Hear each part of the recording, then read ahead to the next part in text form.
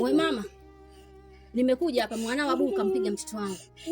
Unaweza mashetani, unazaa mashetani ndio alundika. Unaweza tunazaa watoto, wewe unazaa mashetani. Mtaa mzima hatuna raha. Kazi ya kupiga mtoto wako. Kwa hiyo mwanao amempiga mwanangu, washenzi wakubwa. Kwa hiyo mimi nazaa mashetani. Ndio maana yake. Mama nani? Hawa ni watoto.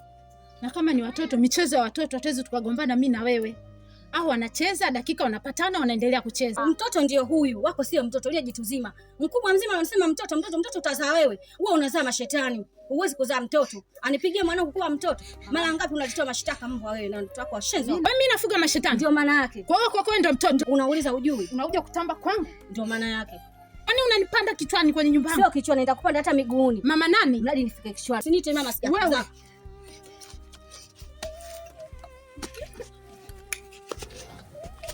Chekelea kwa macho. Amtangalia huko. Chekelea.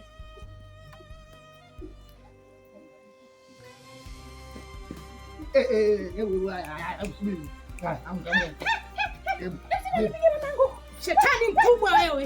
Una akili nini? Kwenda zako. Unanipanda nyumbani kwangu mimi. Unakuja kunipanda nyumbani kwangu. Kisa mtoto wangu. Wewe mwenyewe unajua kufuta vizuri. Unajua Shetani.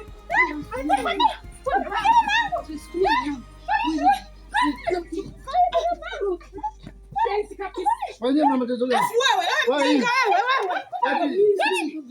tatizo gani? Tatizo gani kisu gani? Kuja kunipanda kichwani nyumbani kwangu. Hawezi kuja kunipanda nyumbani kwangu. Wewe shetani mkubwa wewe. Wewe unakuacha kidogo. Unajua mwanangu unajua kufundisha. Unajua kufundisha. Haya kwani? Kwani unasema? Chukua. Basi. Kwani mmekosa kazi hiyo. Hapa chizi. Angalia kwanza. Mshetani.